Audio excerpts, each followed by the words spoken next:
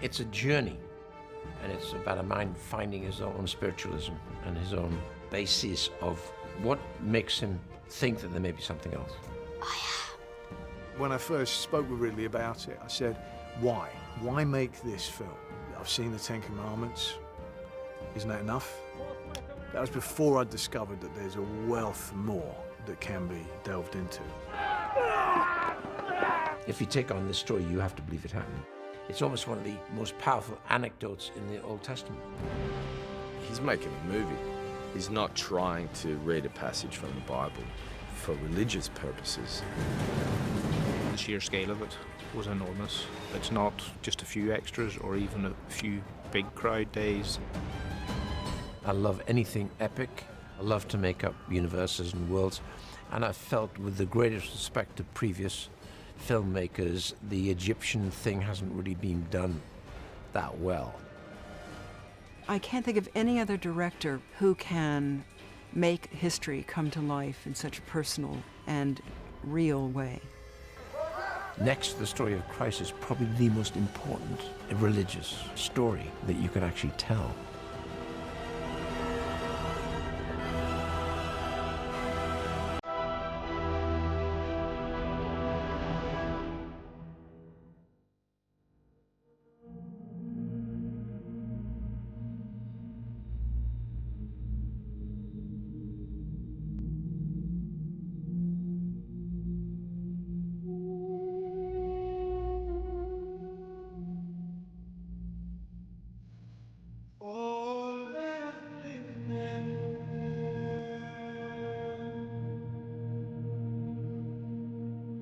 I was presented the script by Peter Chernin, and the script told me enough to fully engage me in the story that I really didn't know about.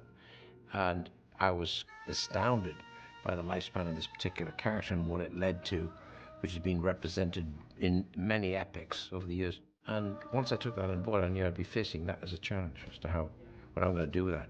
I do like a challenge. Steve Zalian's take was that this was a story of revolution. And I think naturally, every time you read the Bible, you are reading an interpretation, that is not the original language.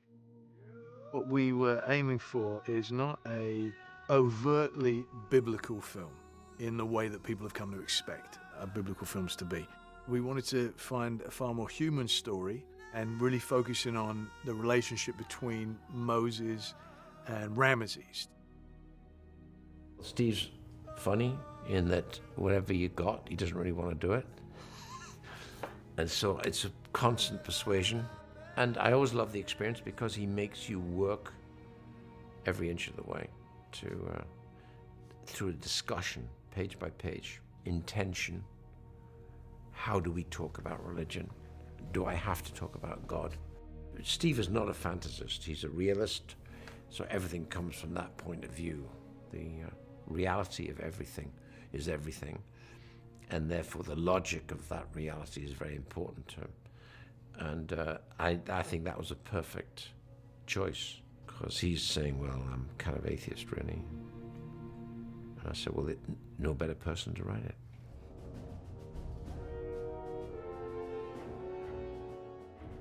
Telling a story like this is tricky, right? It's really tricky because let's start with the character of Moses, the man Moses, the myth, the man, whoever.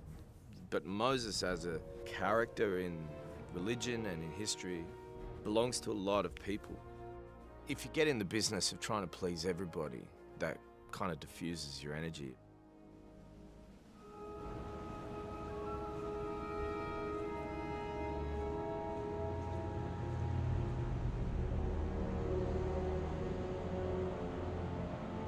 Is this high tide or low tide? Doesn't matter. Huh? I dropped the line. This isn't the Straits, is it? Fuck no. Ah, right. This isn't the Straits, is it? No. Sorry, guys. What's going on? No. It started with watching Life of Brian, all right, which you've got to do. I think I watched that like the first evening after speaking with Ridley, because any film, because it's a fantastic film for starters, and I love it, but any film like this where you have earnestness can very easily unintentionally become Life of Brian. To make him say yes.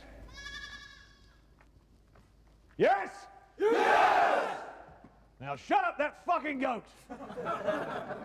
And I did throughout filming, I always had like, you know, he's not the Messiah, he's a very naughty boy, always going through my head, and always look on the bright side of life. Like it was always, I had to kind of stop myself from humming it in scenes sometimes. That and Mel Brooks' History of the World, you know, he comes down with the 15 commandments and then drops one and becomes 10.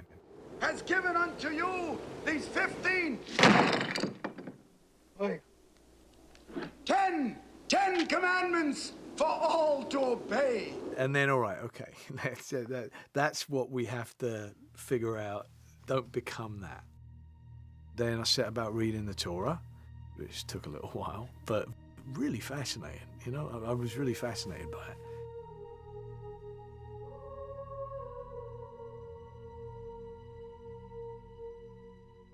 There's a series of books called Legends of the Jews.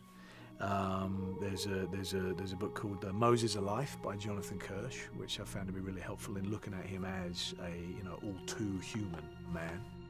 And then conversations, you know, with various religious people and their takes and their thoughts.